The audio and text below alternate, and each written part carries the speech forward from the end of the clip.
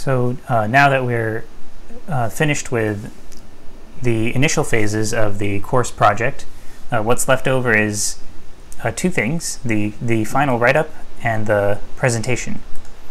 So I just wanted to make some comments about the final write-up and the presentation.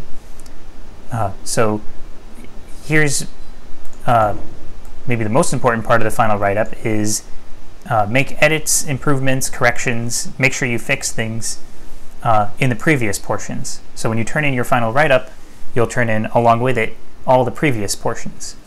And there doesn't have to be that much new stuff in the final write-up, but there should be a little bit of new stuff, which is taking a deeper look at what's going on, taking a deeper look at your system. And I am giving you two options for what you can do for that deeper look. And if you come up with some other idea, you can also run that by me if you want to. So this is due on May 29th this quarter. This is when your final write-up is due. And there's also going to be presentations. So the time window in which you can start doing presentations starts a little bit before, starts actually a little bit before the deadline for the final write-up. So if you get your presentation ready earlier, you can do your presentation earlier and get that out of the way. Okay, a little bit more detail on each of these items. So yeah, you're encouraged to make edits and correct anything that wasn't right, or just improve things. I hope we can get you guys feedback on the things you've done in time for you to change things based on feedback, but no promises there. It actually takes a really long time to grade these, so we'll see what we can do there. And in terms of the deeper look idea, so there you're mainly graded on effort, unlike the previous portions where you were graded on content. You know, you had to show how to do this, successfully do that.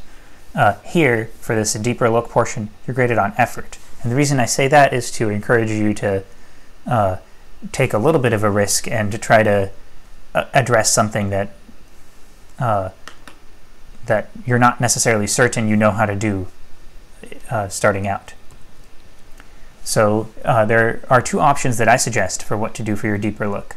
One is to go deeper on the theoretical analysis by changing the model to be more realistic about some of the assumptions. So somewhere in the theoretical analysis, you probably, most of you, not necessarily everyone, included this. It's okay. But for most of you, you did include some comments about like where your model fails, where it's not really realistic, where it's making an oversimplification.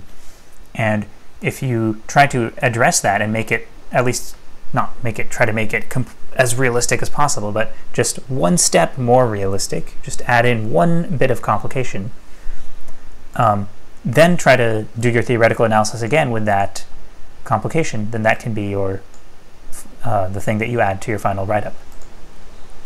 And your second option is you can actually try a different numerical method. So what we talked about in the numerical methods lecture was the Euler method, and that's just one numerical method.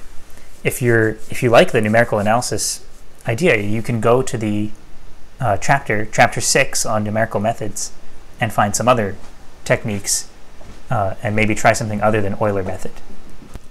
So here's chapter 6 in our book. There's a section of the Euler method, that's the one we discussed, but you know, there's other stuff you can try. There's the modified Euler method. There's this one. This is a very popular one. So if you do those, you read this on your own, and you're kind of on your own figuring out things. But of course, you can ask questions in Nectar. And finally, for presentations, make some slides and make sure you have a technology set up that actually works. So in your presentation, hopefully you're condensing a lot of material into a short time.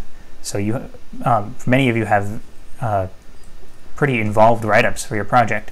Hopefully you can manage to condense that, not showing all steps, but just explaining sort of in big leaps how you get from one step to the next, and giving the main points, the main conclusions. and producing maybe a 5 to 15 minute presentation. Definitely try not to go over 15 minutes.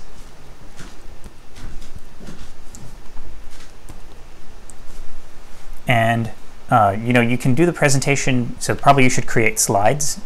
If something other than slides works for you, then you can do that. But yeah, I guess it doesn't have to be slides.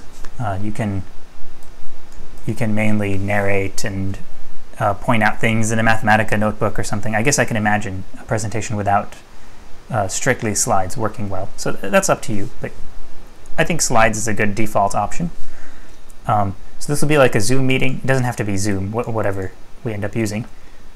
You have to have a working webcam and mic. So this was announced at the very beginning of the quarter that that's needed for this course. And we should have some, this is partly to have some record of your ID in the class. So we kind of want to have, at some point, some instructor or TA has to have seen your face. So your face should be visible and your voice must be audible, not during the entire presentation, but at least, at the beginning, you show up, you say hi and stuff, and then you can share your screen and then your face disappears. That's okay. But you have to show up at some point. So next week, okay, so the presentations are going to occur during this period, May 25 to June 12. So you're going to pick a time slot from a bunch of time slots that we will make available for you during this period. So there's 150 of you, and we're going to fit 150 up to 15-minute presentations, hopefully not all of them are 15 minutes, into this time window. So it's kind of going to be first come, first serve. Each time slot will only take one person. Or maybe we'll make it so that each time slot takes 2 people or something like that. But it'll be limited and it'll be first come, first serve. So the signups for those will show up next week. When you do sign up, make sure you set a reminder for yourself so that you don't miss your presentation. It'll be really difficult to deal with a lot of missed presentations with a large course like this. So make sure also your tech setup works well before your presentation. So just to encourage this, I'm just going to put a blanket policy that if there's a technical issue, like, oh, my whatever didn't work, or my I missed my alarm and slept through it, then there will be some kind of grade penalty. Just trying to discourage that.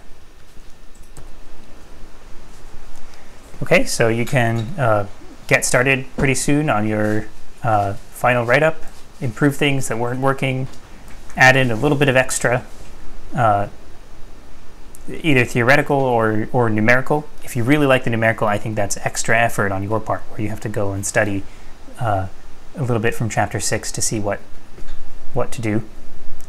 And sign up for a presentation slot next week.